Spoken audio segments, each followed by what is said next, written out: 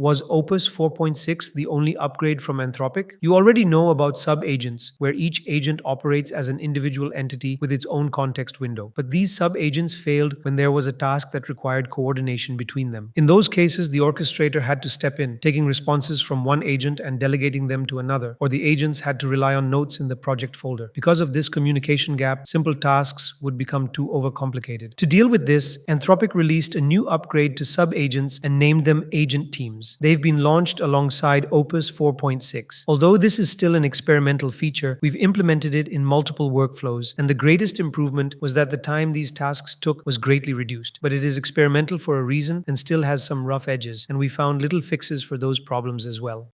Agent teams is the idea of having multiple Claude Code instances working together. Each member of the team works on isolated tasks and has centralized management controlled by one agent. Now, you might think this sounds really similar to the already existing Claude subagents because both run in parallel and split up tasks, but they're not the same. This is because agent teams solve the one problem the subagent framework has. Subagents are not able to communicate with each other and have to rely on the orchestrator agent to act as a medium of communication for them. Team members, on the other hand, are able to communicate with each other. The core idea behind agent teams is having multiple Claude Code sessions working together. One session acts as a team leader, coordinating work, assigning tasks, and synthesizing results, while the teammates work independently in their own context windows. Subagents have their own context window, and they report the result back to the caller. But for teams, it works differently. Each member of the agent team is a fully independent terminal session. They're not restricted or coordinated by an orchestrator that just divides tasks. Instead, these terminal sessions are opened and closed by the main team lead. They are able to work across tasks that require discussion and collaboration between agents because of their ability to communicate. So an agent team essentially consists of a team lead and teammates. The team lead is the main agent that creates the team and coordinates their work. The teammates are the workers who actually perform the tasks. Each teammate receives a task list, which is a shared list of items. Each member identifies what it needs to do from this list and executes it. To communicate, they also have a shared mailbox that allows them to send messages to each other. Now, the question was how this actually works if each team member is independent. How do they know what the other members are doing? This works because all the information regarding the team, the members, and the tasks each member is working on is stored locally in the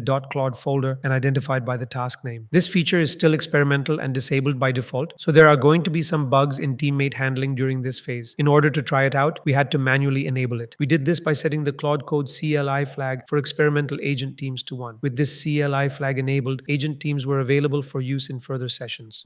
With this flag enabled, we were able to access the Teams feature in Claude Code. Since this is an experimental feature, we needed to use specific wording that tells Claude we want to use the agent team for a certain job. Our team has started using this feature to parallelize code review, letting code issues be identified and fixed at the same time. To do this, we asked Claude to use one team member to find issues in the code base and another to fix the issues identified by the first member. We had to be detailed in the prompt to make it follow the right direction. Now, if sub-agents were handling this, they would be writing a report to some physical file to let the other agents know what to fix. But here we wanted to speed up the review process by letting this happen without the overhead of writing to a local file. When we gave the prompt to Claude Code, the team members spawned, each controlled by the team lead. The lead agent gave the prompt to individual agents, letting them know what task to perform. Now the first code reviewer agent started working, and after analyzing the task, it shared messages with the code fixer, bug by bug. This agent was prioritizing critical security issues, and once the code fixer received the messages from the code reviewer, it started implementing the fixes while the code reviewer continued looking for more issues. Similarly, they kept talking to each other and reporting back the changes that were implemented. Once the critical issues were completed, the two agents moved towards fixing the medium priority issues. The code review and code fixing were happening simultaneously, which saved a lot of time. The good thing about this is that you can also assign or modify any task for a team member. With this enabled, you can steer the direction of the work of that specific team member. Once the agents were done working, control was handed back to the main agent, which is responsible for making sure the required changes are implemented correctly and for shutting these agents down gracefully, ensuring their exit does not cause errors later on. You've probably noticed we build a lot in these videos. All the prompts, the code, the templates, the stuff you'd normally have to pause and copy from the screen, it's all in our community. This video and every video before it too. Links in the description.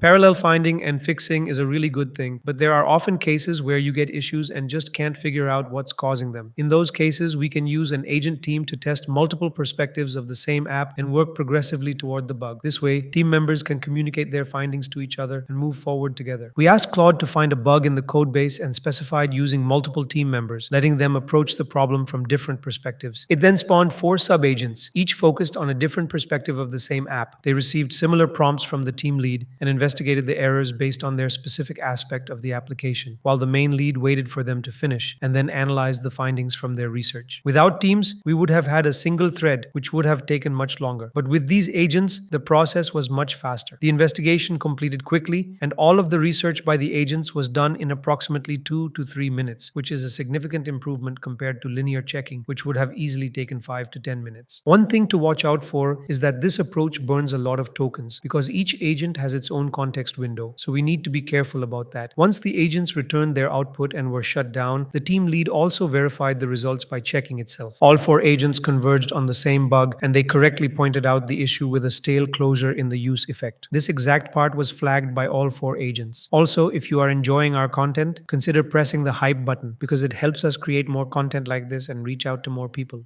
This agent framework has changed how we work on long horizon tasks because with their abilities, agents don't have to rely on documenting their progress only. With agent teams, we can handle different aspects of an application in parallel and also have a member dedicated to handling research. When we gave Claude the prompt, it spawned 6 agents. 2 were working on research and laying the foundations, while the rest were for building the pages. The builder agents were blocked by the agent laying the foundation because it was responsible for installing required packages and making the environment ready with all the dependencies. Each agent received a specific prompt defining their job. The blocked agents kept waiting for the unblocked signal from the team lead. Once the research and foundations were complete, the remaining agents were unblocked and started implementing their respective parts of the application side by side. They kept communicating with each other for consistency between each component. The team lead kept coordinating with the agents, and once any agent finished, the team lead sent a shutdown message to that agent, handling its exit gracefully. This whole process consumed around 170k tokens of the context window, but in the end, we got the app built exactly as we wanted, all from a single prompt.